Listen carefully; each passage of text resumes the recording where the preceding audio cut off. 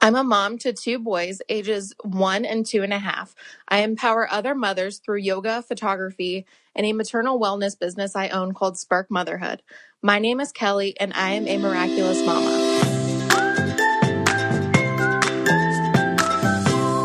Hey, everybody. Welcome back to the Miraculous Mamas podcast. I'm your host, Elizabeth Joy, and we believe in empowering women through storytelling and education. And you guys, the world's a little bit crazy right now. I'm not going to lie. There's so much information out there about what's going on with the coronavirus, and it can be really confusing. And especially, I know a lot of people listening are trying to conceive. Your moms, you have families, or you work in the healthcare industry. Whoever you are, I know that it has kind of been a little bit scary because you want to protect yourself. You want to protect your family. Are you at risk? Is your family at risk? What is going on with this? There's just, it's just such crazy times. And I wanted to bring somebody on who could speak to that and answer your questions. So I reached out to the community and I got a bunch of questions from you guys about the coronavirus and what you guys wanted to learn and hear. And we just really felt like it was a pressing time to come out with this episode because of everything going on. And I am definitely not an expert. I've done a lot of research, but I'm not an expert at all. So I wanted to bring on an OB who has been up to date with all of the information, talking to us about what her practice is doing, answering your guys' questions about trying to conceive, pregnancy, your newborns, if you're delivering soon, what's going to happen if you're at a hospital where there is coronavirus, and just who's at risk and what you can do to protect yourselves. So I found Dr. Kameelah Phillips, and she's just so awesome. She's just so much fun to talk to. I remember when I found her, I went to her Instagram. I'm like, oh my gosh, she's so cute. And she's such a joy. And I can't wait to have her back on because there's so much more I want to talk to her about and so much more information I want to give you guys that she has to offer. But we wanted to dedicate today's episode solely to the coronavirus to answer your guys' questions. So I'm going to go ahead and get her on. Hey, everybody. I have Dr. Kameelah Phillips here. She's an obstetrician and gynecologist, and she is going to answer a bunch of our questions regarding the coronavirus because there's so much information floating around. There's also a lot of lack of information. I know a lot of women in the community are full of questions, and she agreed to take time out of her crazy schedule because we know healthcare providers are just crazy busy right now with everything going on. So thank you so much for being here. Yay. Thank you for having me.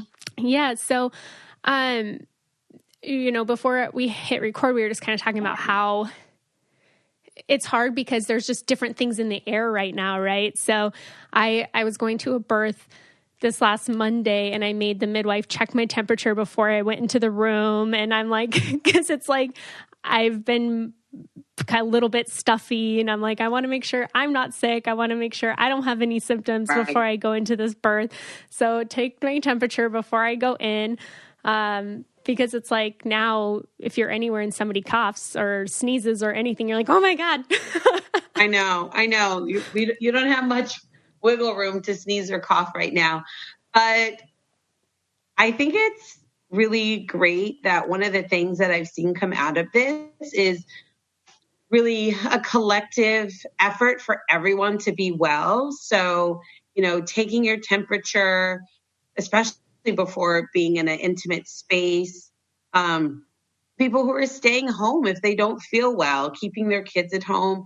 It's not only that they don't want to get sick, but they're really trying to protect the general public. So that's excellent that we're making the extra effort just to, fight this virus. Yeah, for sure.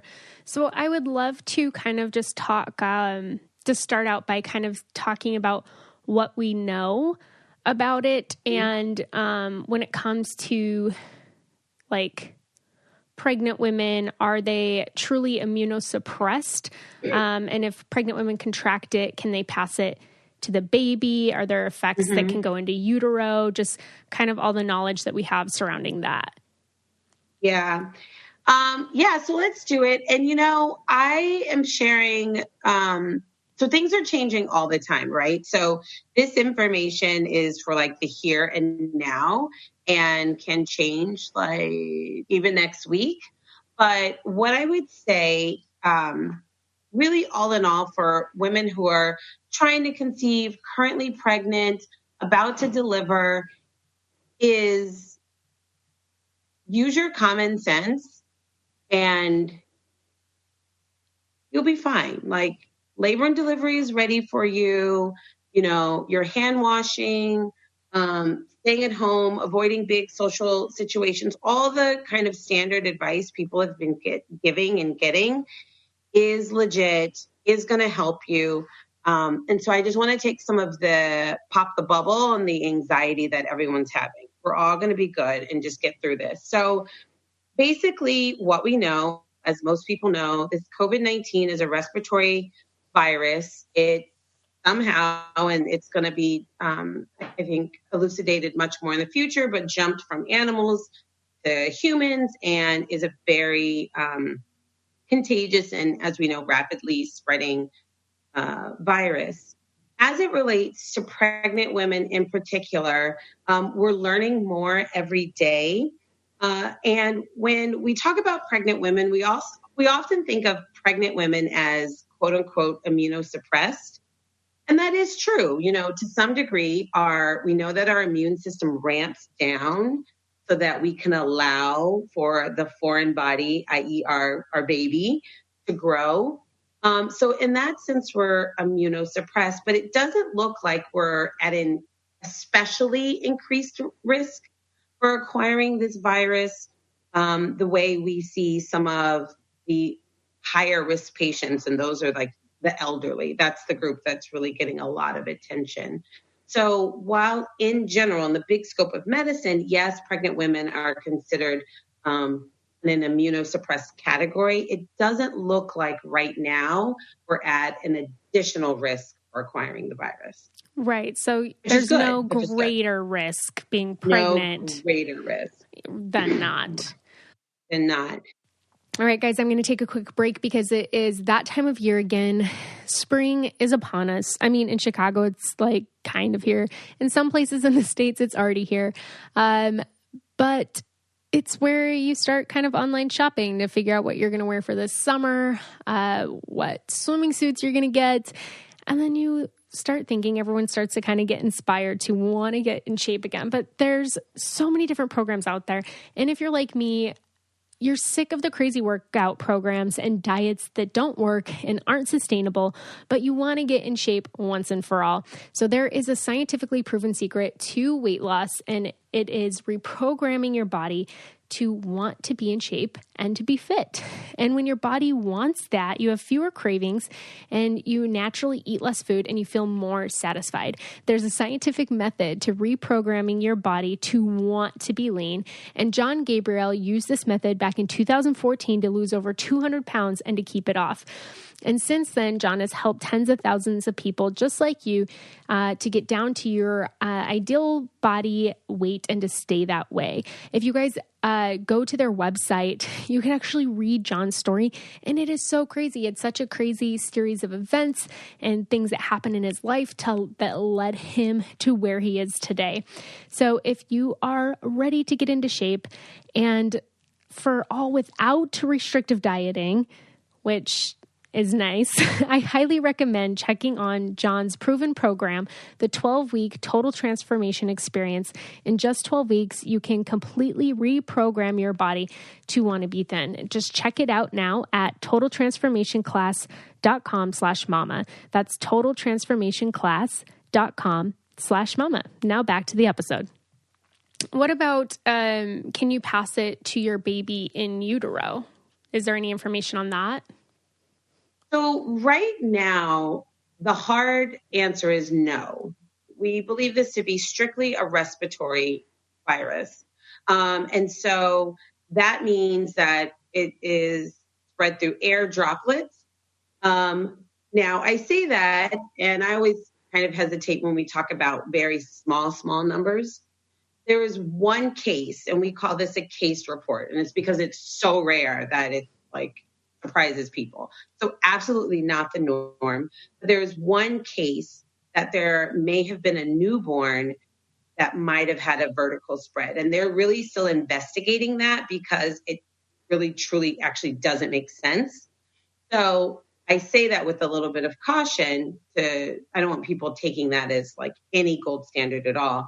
Right now, the concrete answer is no, this is a respiratory virus. And there's basically no real biological reason for a vertical transmission. Mm-hmm. We have a lot of women who are worried about breastfeeding during this time because as what we've learned so far from like the CDC and World Health Organization is that you may have it and have mild to no symptoms. A lot of people are carriers of it and don't even know it. So let's say I have a baby, I have it, I don't know that I have it, I'm breastfeeding. Is it safe to still breastfeed? Yeah. So right now, really every major organization, the CDC, WHO, the Academy of Breastfeeding Medicine, everyone is really strongly behind women continuing to breastfeed.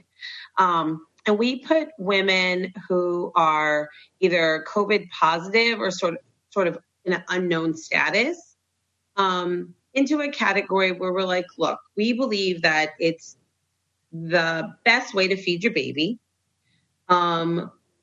The virus is not present in breast milk. Okay. But if you think that you may be a carrier, sniffles, a slight temperature, some coughing, then our best guidance for you is to wear a mask while you're breastfeeding.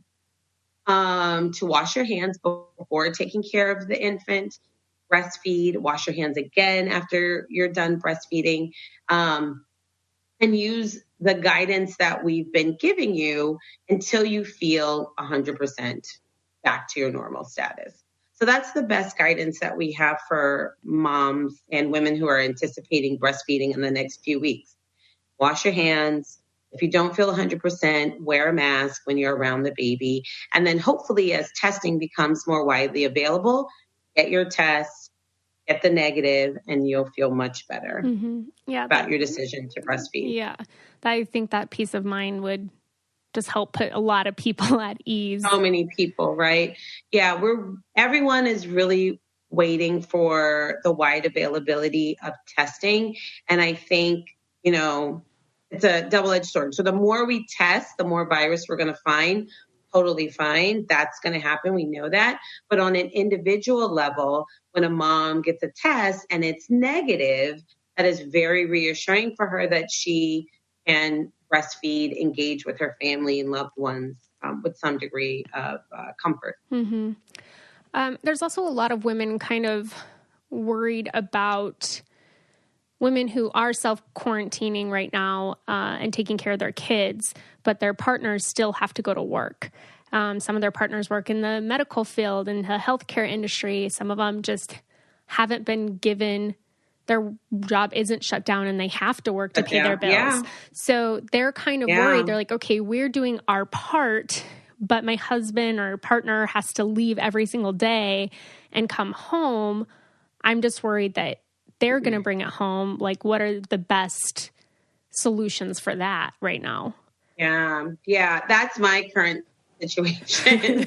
Like every day I see my partner leave. I'm like, well, that defeats the 24 hours of me being, but a lot of people are in the same boat and really still best practices.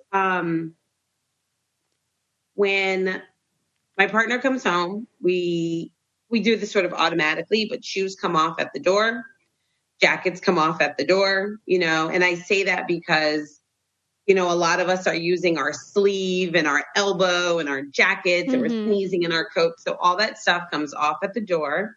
We don't greet each other. We usually do a kiss on the cheek or the lips. We don't greet each other until the person goes to the bathroom, washes their hands before they have any contact with the little ones. And we use our thermometer, probably more frequently than we ever did. But if there's any low-grade fevers or signs of illness, then we would take that really seriously. But unfortunately, again, because we're limited with actual testing to give us information, those are still sort of the best practices. Now, if someone is ill, by all means, they should present to a center and get tested. But I would also really continue to check in with HR. I live in New York, and even right now, at first we were at 50%.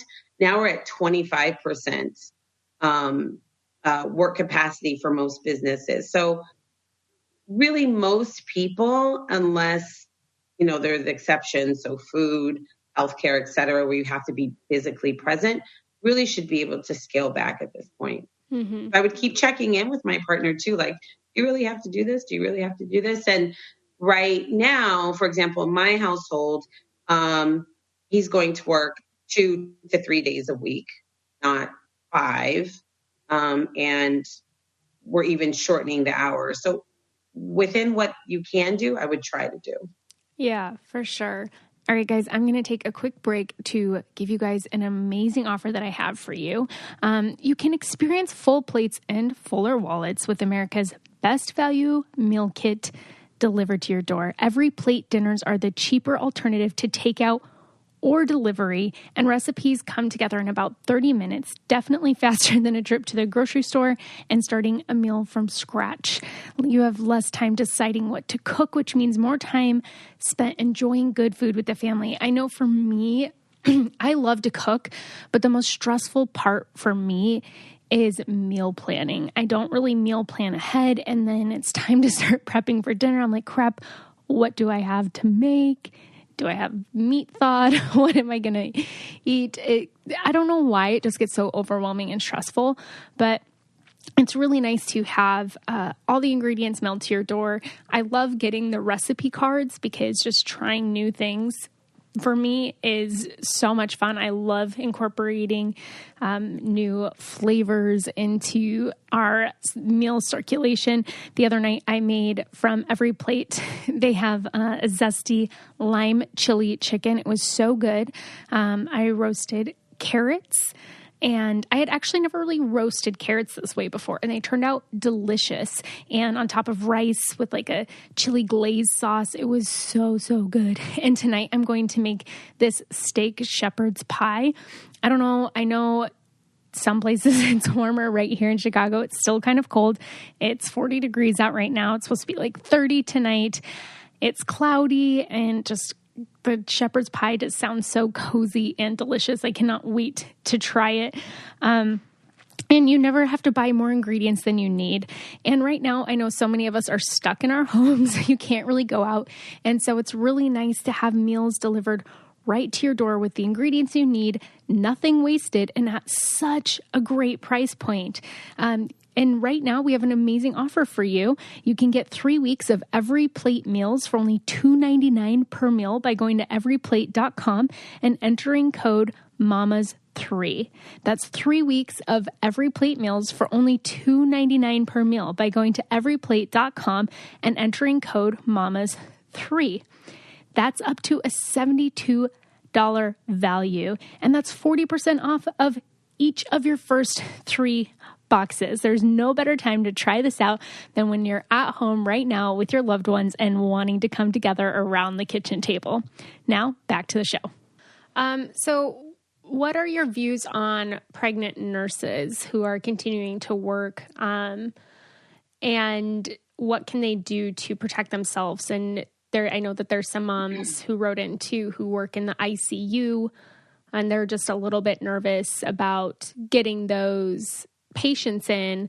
What is the recommendation for them being exposed and in those environments? Yeah. This question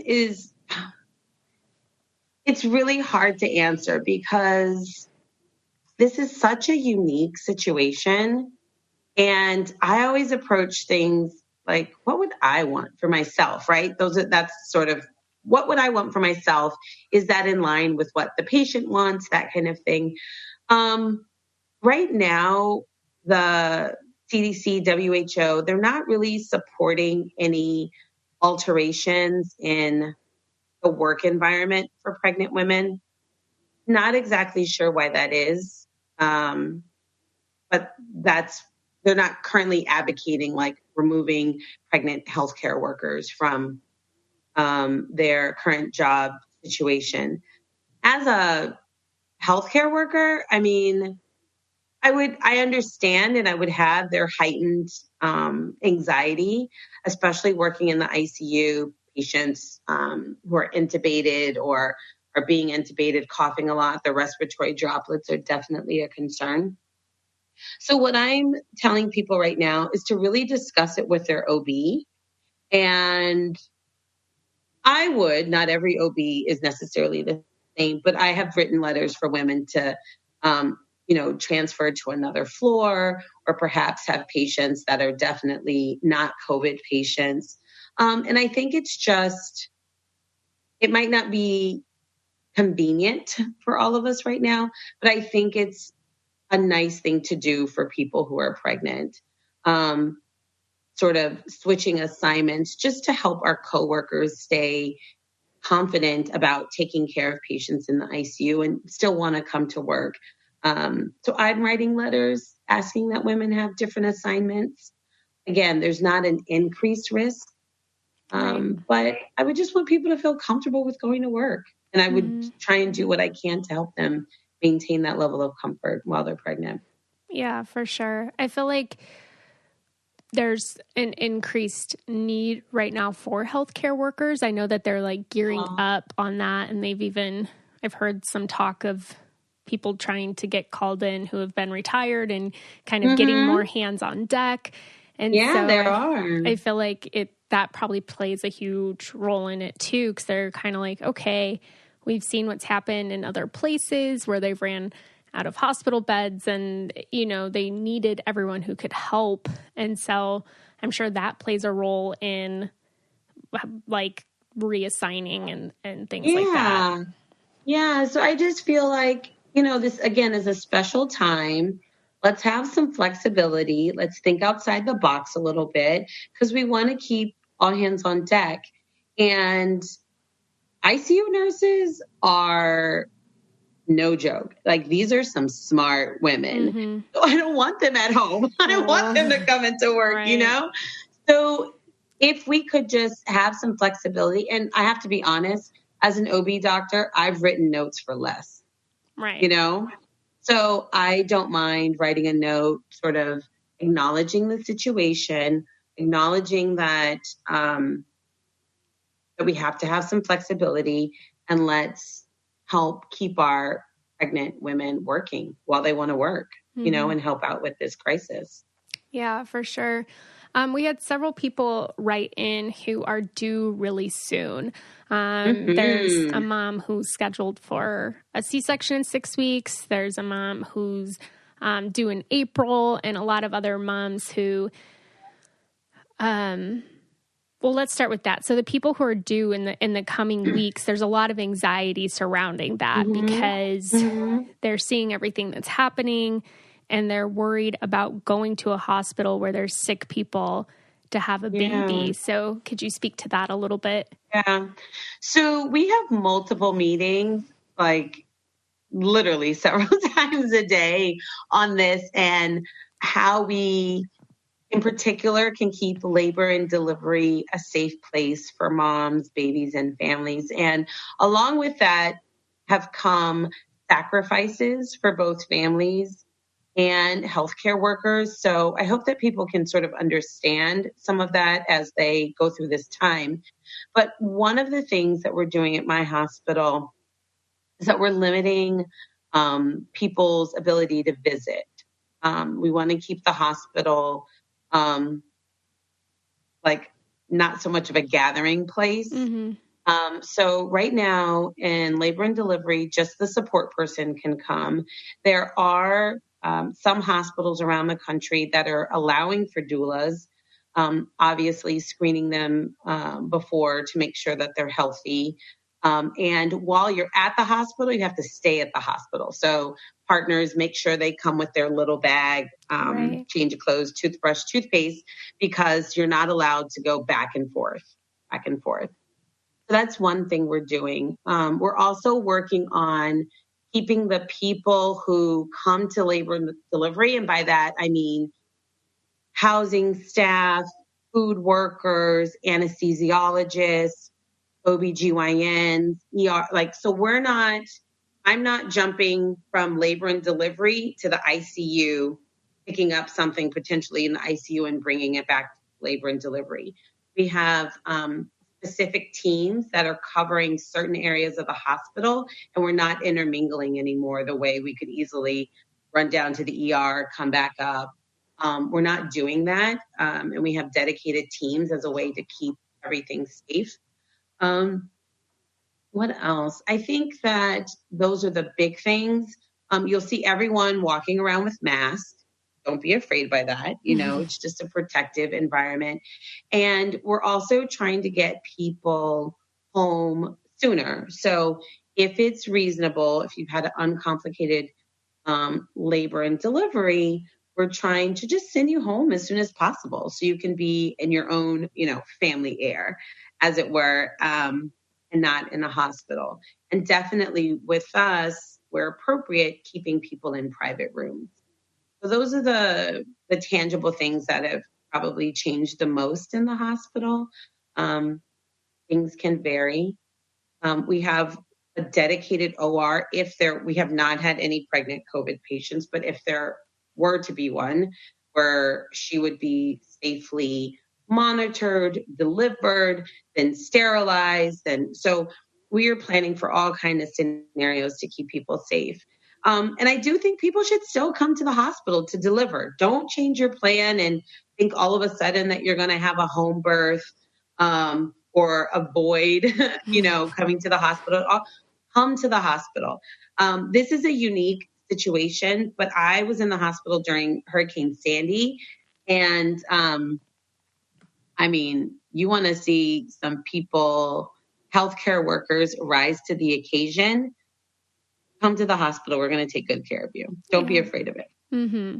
Yeah. Well, and the healthcare workers want to protect themselves as well. So they're doing everything they can to minimize any spread of anything. They're, like you said, they're not running down to the OR and coming, or to the ER and coming back up and not washing their hands and not, they're doing everything to protect themselves and their families that they're going home to. So it's relatively still a safe place to go. A safe place. It's a safe. Well, I wouldn't even say relatively. It's really still safe. It's amazing to see people work together. The average person, for example, I saw a dad, waiting for his wife to get an epidural. You don't see the average person walking around with a big old mask every day. He had his mask on. He was fine with his mask. We were all there, talking and engaging. And it's our new norm right now. And so everyone's just playing their part.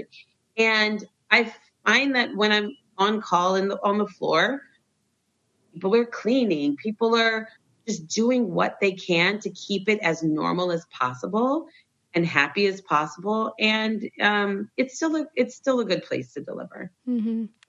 All right, everybody. I am going to take a break from the episode to tell you something that you guys already know. I've told you guys that I'm a really sweaty person before. But lately, I'm not going to lie, this is kind of confession time. I haven't been showering every day. Please don't judge me. I've just been, maybe because I haven't been sweating because I've been lounging around the house, living in quarantine, trying to, get a little workout in here or there. So I don't shower every day, but I mean, every other day, yes. Every day, no. So for me to have a good quality deodorant that I don't smell with, because although I'm not showering, I'm still sweating. yeah, that kind of makes sense. Although I'm not like out and about and working out and whatever, I still sweat just because I'm a sweaty human being. So having good deodorant is important to me. And what else is important is that it's safe. It has clean ingredients. And that is why I love Native deodorant. Native deodorant is so amazing. I've been using them for 6 months and I've really put it to the test by not showering as much the last week. And it still works. My armpits still smell just like they did when I put my Citrus Bliss deodorant on them, or the Citrus Musk. That is my favorite one. I also love their charcoal one and the vanilla coconut. Those are my top 3. But do you know what else I recently just tried from them was their toothpaste. So they relaunched their toothpaste line. Vito and I got the charcoal one and we absolutely love it. We've been loving it, and I just placed another order to stock up on it because for some reason we go through toothpaste really fast at our house. But it's just such an amazing company. And what makes them so amazing is that they're ingredients that you know and that you've heard of, like coconut oil, shea butter. You wear deodorant every day. So you should be able to understand the ingredients list, right? And it works. I can tell you from personal experience. I even have their mini travel stick in my doula bags, because when I'm going to births, I'm like, the last thing that a pregnant woman needs or a woman in labor is a smelly armpit in her face. So I always come equipped. They have amazing different scents. The lavender rose, like I said, I love the coconut vanilla, charcoal, the citrus musk, and they have something for everyone. They come in a wide variety of options for men, women, and even teens. There's no risk to try it. They have free shipping on every order, and the Native offers 30-day free returns and exchanges in the USA. If you're not convinced, check out over 9,000 5-star reviews from happy customers who made the switch to Native. And I am one of those customers. You guys, I've tried every single kind of natural deodorant under the sun, probably over the last 7 years. And it always is short-lived with me because I'll try something for a couple months. I'm like, this doesn't really work. I've even gone to like not even wearing deodorant because nothing was working until I tried Native. This is a true story. And don't forget to check out their toothpaste as well. And right now, for 20% off your first purchase, visit nativedeodorant.com and use promo code Miraculous at the checkout. That's 20% off your first purchase at nativedeodorant.com using the promo code Miraculous at the checkout. Now back to the episode. We had a few people asking if a mom were to be infected after she delivers the baby, would they be separated? Can they legally separated? Do you know what, I guess, practices would maybe fall into place then?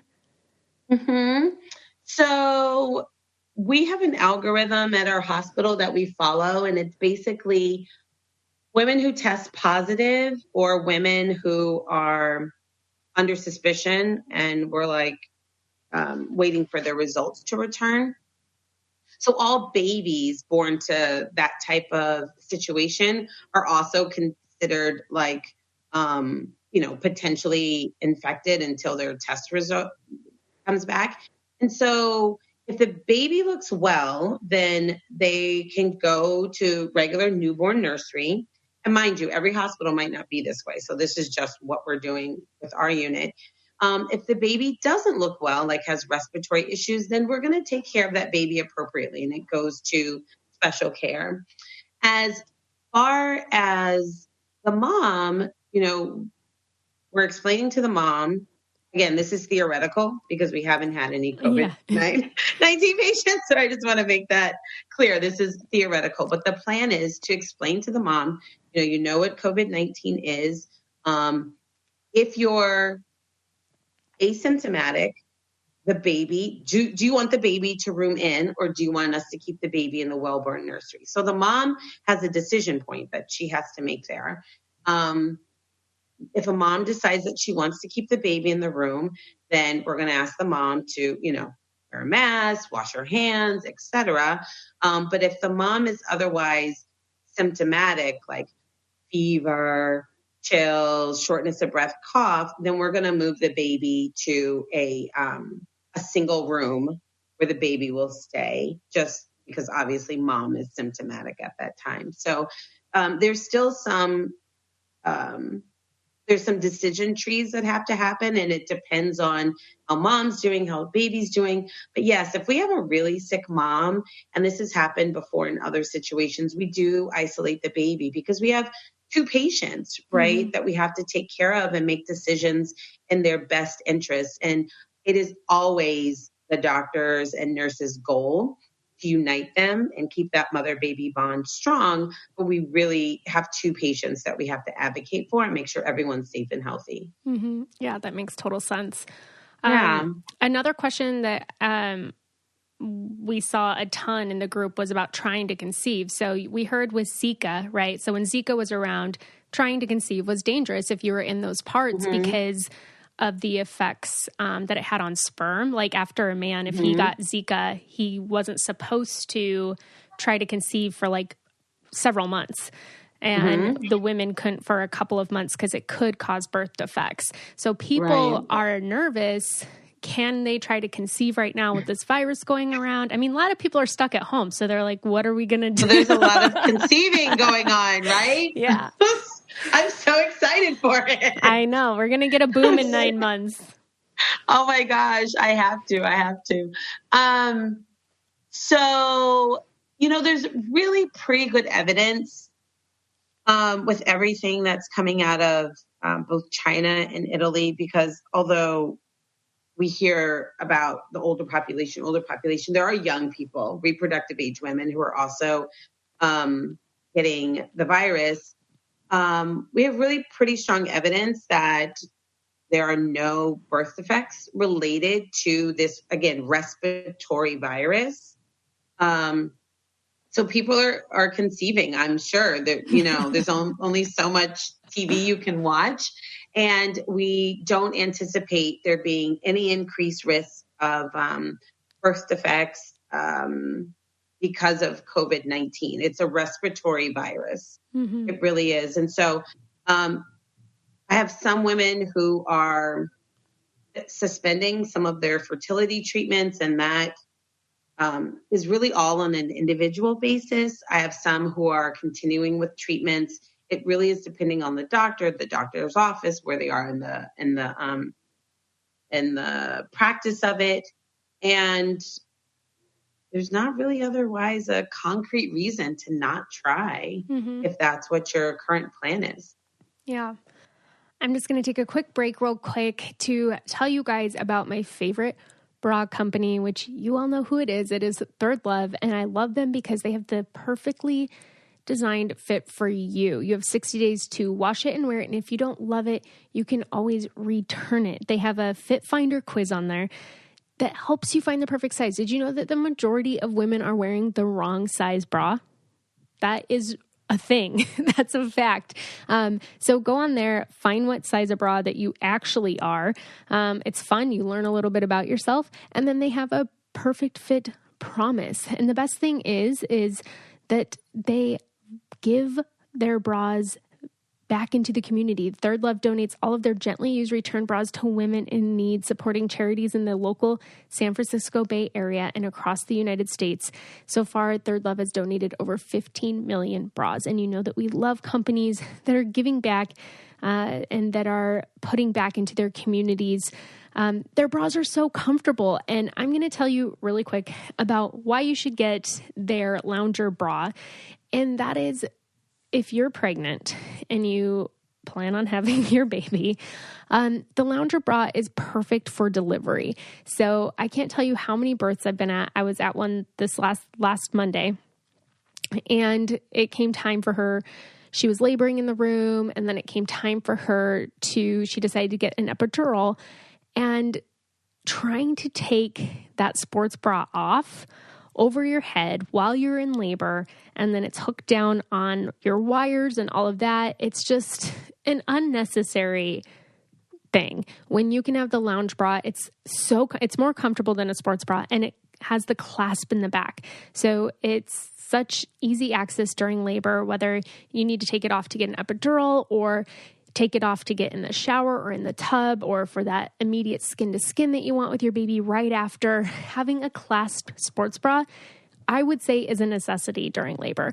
I'm actually wearing it right now because it's so comfortable and it is my go-to bra. My other favorite one is the wide strap bra. It's the only quote unquote real bra that I really wear because it's so dang comfortable with the wide straps. I don't feel like it tugs on me. It doesn't make my posture poor like a lot of other bras do. So it's just absolutely amazing. Their company's awesome. They have women in mind when they design these bras. They want comfort for you. And Third Love knows that there's a perfect bra for everyone. So right now they're offering the listeners 15% off your first order. Go to thirdlove.com/mamas now to find your perfect fitting bra and get 15% off your purchase. That's thirdlove.com/mamas for 15% off today. We also have a lot of people asking if they should be going to the hospitals for non-essential appointments right now with everything going on. I know for the practice I work at, they're trying to cancel they're doing some phone consultations, they're doing appointments that are necessary, but if there's not an emergent reason or anything like that, just trying to kind of shift things around. So if people have a checkup, a doctor's checkup coming up just for a general practitioner or whatever, and you have to go to the hospital for it, is there a reason why they should cancel or change it?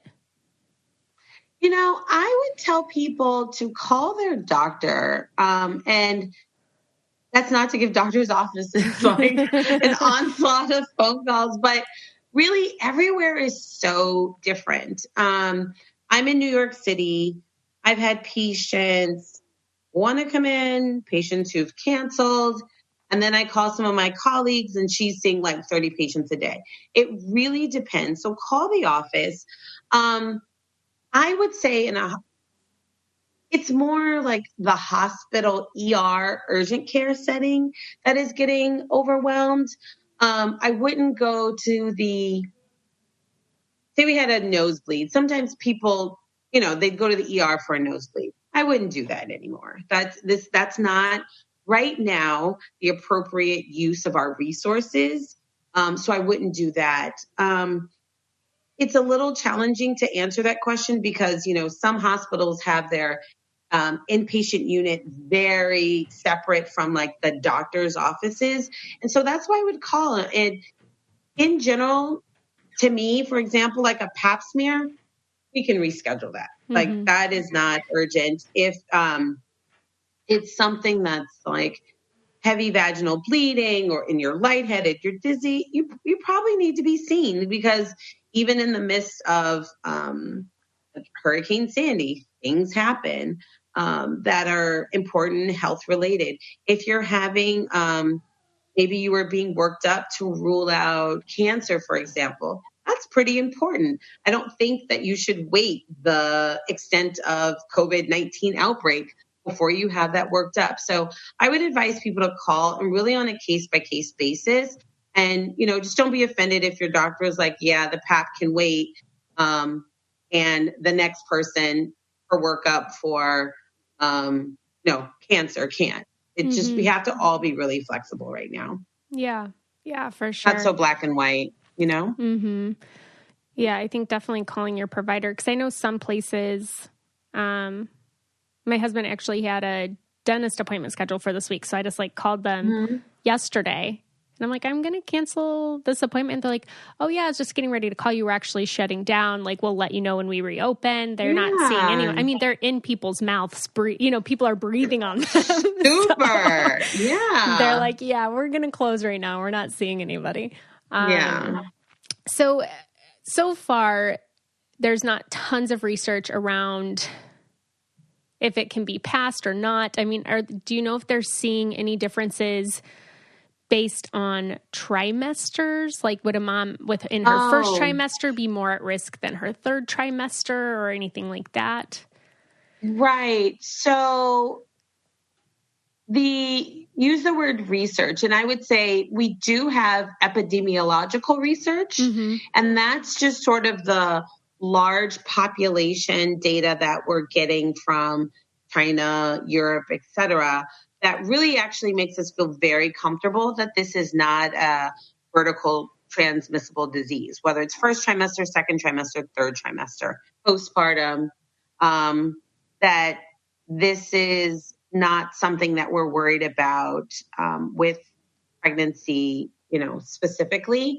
Now, there have been a few cases that we don't have a lot of details on where mothers, for example, with COVID-19 have been delivered early. We don't have the details on that, where they delivered early because there was something already going on in the pregnancy unrelated to the COVID-19, and that necessitated an early delivery. Was she delivered early because she developed respiratory distress? Those little details haven't been teased out, but we feel very confident that there's not really a distinction between first, second, or third trimester. Mm-hmm. Yeah. There was somebody asking, is a scheduled C-section considered to be an elective surgery that might get denied if it comes to that right now? Yeah. So right now we're not canceling our C-sections. A scheduled C-section often is scheduled for some reason. Right. Whether it's twins or she was advised not to labor, or there's underlying heart condition that she shouldn't push, or, so usually those things are handled on a case-by-case basis. But when it comes to pregnancy and labor, pregnancy and C-sections, they're going pretty much on schedule. So it really depends on why the person's getting sectioned. Is if she's even getting sectioned and it's elective right now, maybe we're trying to get women who have less elective reasons done, but they're still having their C-sections. Yeah. But then again, just the effort to have the C-section, have the baby, everyone healthy. Let's get you home as soon as possible. Right. Yeah. We had somebody ask about, so she's 11 weeks pregnant and just been having horrible morning sickness all day, hasn't been able to keep even her prenatals down. And she's just wondering, what can people in those situations right now do to boost their immune system apart from food, because they're struggling even keeping it down. People who are dealing with severe morning sickness, just trying to stay healthy, keep their immunity boost, but I don't know, this might sound controversial, because morning sickness is you're just so miserable. I'm with you, sweetie. Morning sickness is no joke. But for me, when people come in complaining about morning sickness, I don't force them to eat. I don't. For some women, drinking water makes their morning sickness so bad.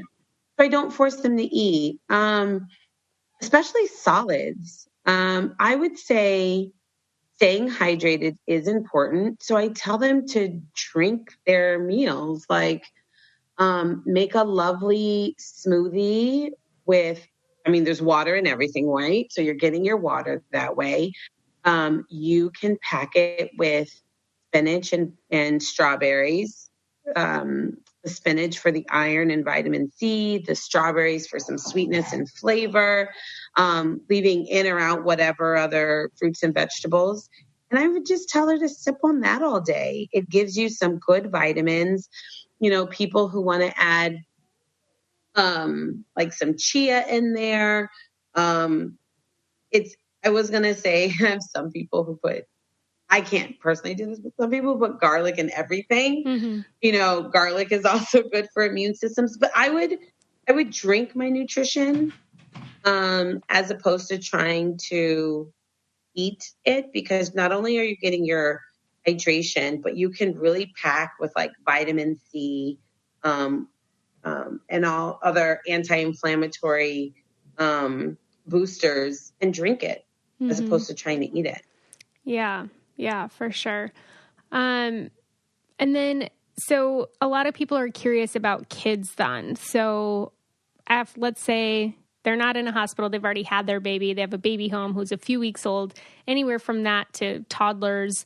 Are their kids at risk? What can they do to protect them from this? Yeah. So I think it's the same thing.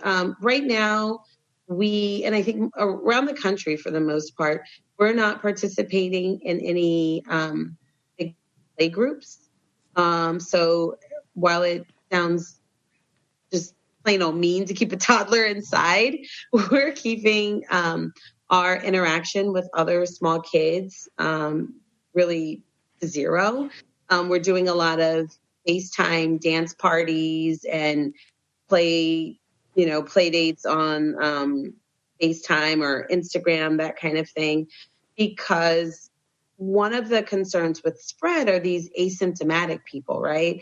And in the pediatric population, there have been no reports of death, which is excellent, but we're finding that maybe the children can be asymptomatic carriers. And so we're really trying to get them to have their 2 to 3 weeks of solo time so that everyone can clear the virus and then eventually come back together. So I would say, I have a 2, 4, and 6 year old. They're at home. They're not having play dates. It's just temporary. I remind them that all the time. And my 4-year-old is like, it's because of the virus. And we're like, yeah, this virus, we got to get rid of it. And so I'm working with them on their level, but I would say just keeping your family and the group that you're communicating with within a small group is what you can do to keep yourself safe.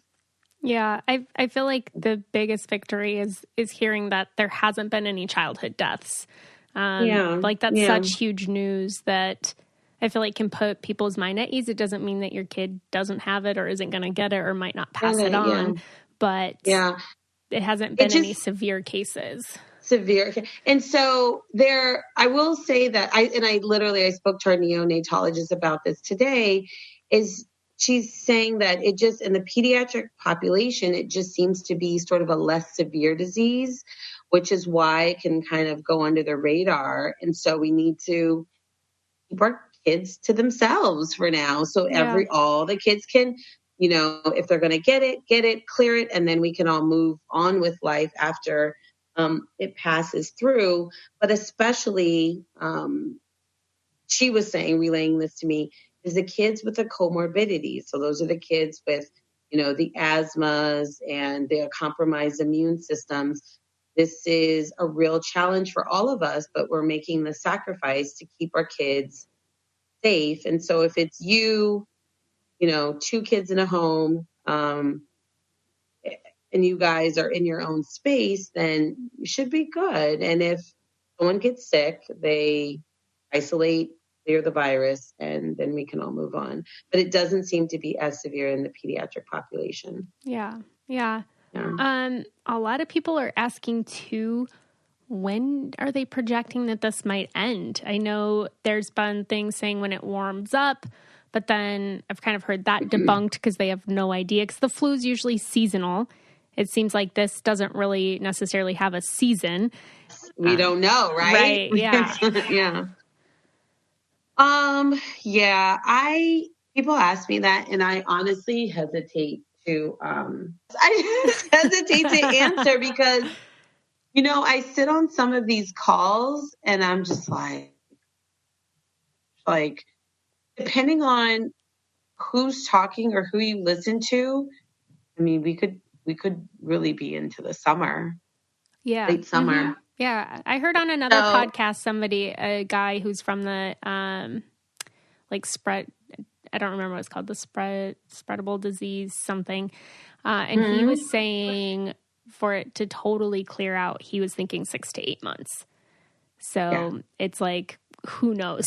Right. And so I don't want to be I don't want to be like Debbie Downer. And then, you talk to some people and they're like, oh, this is 2020. And I'm like, no, dude, I don't want to hear that at all. And so that for me even reinforces my hand washing and, social isolation even more, because I want us as a country to get through this.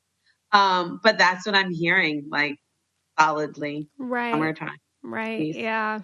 Well, early. Mm-hmm.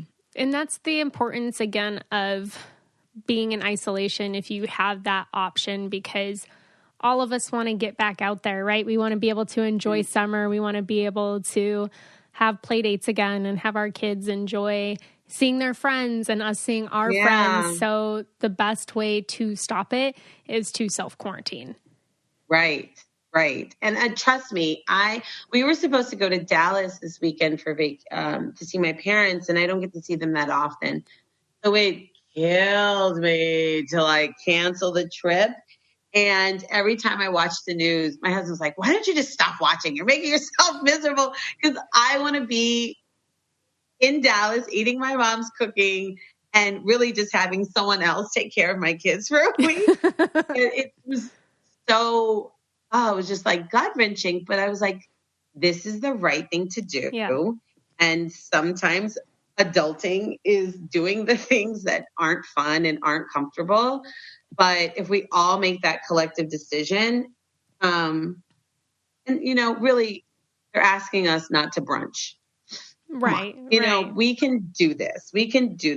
And we have to get creative, but I'm totally willing to do it because I want to see my patients again. Like you said, I want to take my kids to play dates, and I want to be able to go to brunch, and I want to walk down the street and cough and people not scatter. I want to get back to normal life.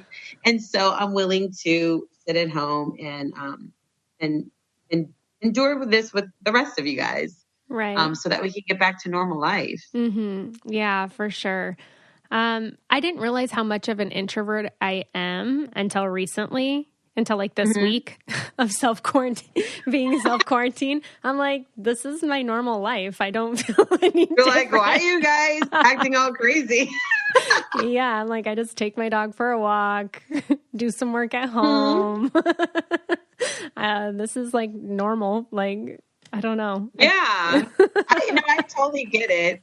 I mean, we all go into seasons. Yeah. It's just, the thing is you want to have options, right? And right now we don't feel like we have options. I want to have the option to stay at home for 24 hours with my kids. Right. I don't have I just don't have the option. I'm used to, going to work, coming home, we go to the park, and we have this routine, and so much of our routine involves other people because we're social humans, Mm-hmm. So just to have that interrupted is painful for all of us. Yeah. So for people listening, where's the best place for them to follow along with the new data coming out about COVID-19 and pregnancy, and know that it's reliable and from a reliable source? Mm-hmm. So I recommend that women use our tried and true resources. So that's the WHO, CDC, and ACOG. ACOG is the American College of Obstetrics and Gynecology, and that's the pregnancy women's health group here in the U.S. So those are my top resources for people who are trying to stay up on the latest. But I still, even me, like I said, we have multiple meetings about this in a day, is just understand that although these are leading organizations, they can still differ a little in what they think are best practices, but they're very strong, reliable guidelines. And then you use those guidelines as they fit into your life. Mm-hmm. So that's who I go to. Yeah. Yeah. And then if people want to follow along with you, where can they find you at? So I'm on Instagram at Dr. Kameelah Says. You'll spell my name or something like that. Yeah, I'll put it in the show notes. I'm on Instagram at Dr. Kameelah Says, and I'm also at Callow Women's Health. I started my own private practice right in the middle of the COVID outbreak. Oh my gosh. Which is driving me a little batty, but is actually been one of the joys of my life is having my own practice and being able to be present for women during this time. It's actually been really great. Awesome. Yeah. And I'm looking forward to having you on again, because we were talking beforehand and I'm like, oh, there's so many things I want to talk to you about that aren't virus related, but I just feel like this information is so necessary right now. I know that tons of the women in our community just have so many questions and they're kind of freaking out about what's going on, and they just want to keep themselves and their families safe. And they're, you know, especially being pregnant, it's kind of a scary time thinking, what if the hospital's full of virus patients and I go into labor, and what am I going to do? And so that's why I wanted to dedicate this episode solely to that, because it's so important right now. Yeah. I mean, this is unprecedented. And I say that because I want to acknowledge that it is crazy, right? We have never seen anything like that. Like this. And so it's okay to be afraid of what's unknown, but we also have to be comforted in the fact that our doctors and nurses and our administrators in the hospital, I really see them, everyone is breaking their back to make sure that women and pregnant women in particular know that they can come to the hospital, be safe. We will be there to take care of you, labor and deliver you. And that we're all here in this to be together. I mean, it really is touching on the most vulnerable part of our humanity, right? Fear, the unknown, all that stuff. But all this great communication, learning, exchange is coming from it. So you're not alone. You're supposed to be afraid. If people were like, COVID-19, and like licking door handles, I would be like, are you crazy? You know? So it's totally legit, the feelings and the anxiety that we're all experiencing. I'd be like, where have you been if you didn't, you know? So these feelings are valid, and it helps to discuss them, even if it's ad nauseum, because it takes different levels of communication, type of communication, for people to digest information and then like really be okay with it. Mm-hmm. Yeah, absolutely.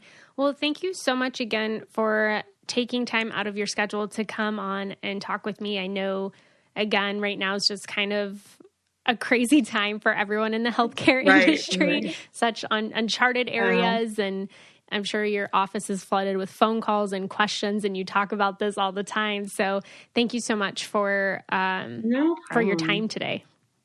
Yay. Thank you. Yes. Yeah, I did. I put the phone to go to the answering service, and it's been over here like, I'm freaking out. Oh goodness. But it's all good. Again, call me when you want to do this again, because, you know, it's really my passion is women's health. And no matter how you slice and dice it, nothing happens unless the woman is in control, educated, informed. Mm-hmm. Nothing. Yeah. So if we don't educate our moms, sisters, daughters, friends, girlfriends, nothing happens. So let's get women informed with good information, so they can make informed decisions, best practices for their family. I'm down for that anytime. Yes, absolutely. I will definitely have you on. Thank you so much, and have a great day. Okay, bye. Take care. One quick thing that we forgot to mention in the interview is women who think that they are in labor should call their doctor first before coming to the hospital, because hospitals have protocols in place for pregnant women to prevent them from coming through the ER and minimizing the time waiting. So make sure if you go into labor, try not to just show up to the hospital. Try to call your doctor first so that they can keep you safe. It was so awesome talking to her. She just has tons of information. I know we didn't get to all of the questions, but a lot of them were within that realm that we talked about and discussed. I know that the hospital that I work at is doing the same policies as Dr. Kameelah's hospital. They're only allowing for labor and delivery one person in your room with you. So if you're choosing to have your partner with you during labor and delivery, that partner has to stay with you. You can't swap out. You can't then have your partner leave the room so that your mom can come visit. You just can have that one person with you throughout your stay until you go home. And that's just for your safety, to limit the number of people coming to the hospital. And, I know I'm not even really allowed at births right now there. And it sucks because we want to be there as doulas for our clients. We want to be there for people in labor and delivery, but we also understand that these are like crazy times. It's uncharted territory, and that the policies are put into place for your protection.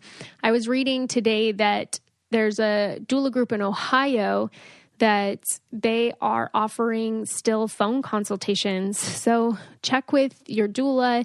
If you haven't hired one, you still can. And it's somebody who you can call and do a video chat with and talk about maybe your fears or your anxiety that you're having. And they're still there to help prepare you for your Labor Day, to help educate you, to go over your plan, to get you as informed as possible, and to still offer emotional comfort during this time. I've been in conversation with so many women who are, pregnant or just found out they're pregnant, and at all different stages in their pregnancy, who are dealing with those fears and anxieties because there is so much that is going around. But I do think that there's peace of mind in knowing, in all the cases that have gone around, in all the cases in China, in Italy, and now here in the United States, that pregnant women have they're no more at risk than somebody else our age. And I know the people in our age groups aren't as at risk as, the elderly generations, but, and also there's been no childhood deaths, and any cases have seemed to be pretty mild. There was a 14-day-old baby who had it and beat it and was fine. And so I think that those are things to look toward, and to not live in fear with all of this going on, and just to do your part to keep your family healthy, to eat healthy foods and boost your own immunity, and make sure that you guys are taking care of yourselves. I liked what she said about when her partner comes home, they take off their shoes, their coat, wash their hands, because we definitely have not been doing that. And now we're going to do that, because that wasn't something that I had thought of before. Luckily, we didn't have to leave the house the last couple days, but Vito still has to work and do some stuff. So we're just trying to be as careful as we can. And I know for a lot of people, not working is not an option. So really hoping to see some things come into place to be able to protect families. I know somebody asked, do we have to work? I mean, nobody can force you to work, but it's up to your job to decide if they're going to allow you the time off, if they're going to, what they're going to do. Legally, I don't think that, you can just not show up to work with no consequences without talking to your employer because of the virus. So there's a lot at play right now. Just make sure that you guys are taking care of yourselves, that you're staying up to date on what the World Health Organization is saying. Definitely ACOG has tons of information, acog.org, and the CDC. And I love you guys. If you're not a part of our Facebook group, join us there. It's just really a safe place for moms and women who are trying to conceive to come together and share your feelings and your thoughts, and to be in community with each other. Join or follow us on Instagram at Miraculous Mamas. Make sure that you're staying up to date. Also check out my YouTube videos. You can find them under Elizabeth Joy. They're under preparing to try to conceive, but I'm starting to put up more things on there, like making your own at-home hand sanitizer and just clean products and things like that. So that's where you can follow us and check us out and all of that. I hope that all of you stay safe, that you find joy in each day, and I look forward to talking to you next week. It is Endometriosis Awareness Month, so I'm bringing on an awesome lady to share her story with us. She has she's been through so much, and she was such a joy to talk to, just her positivity and her passion for spreading awareness on this topic is absolutely amazing. So I look forward to talking to you next week. You guys know where to find me if you want to reach out before then. All right. Love you. Bye.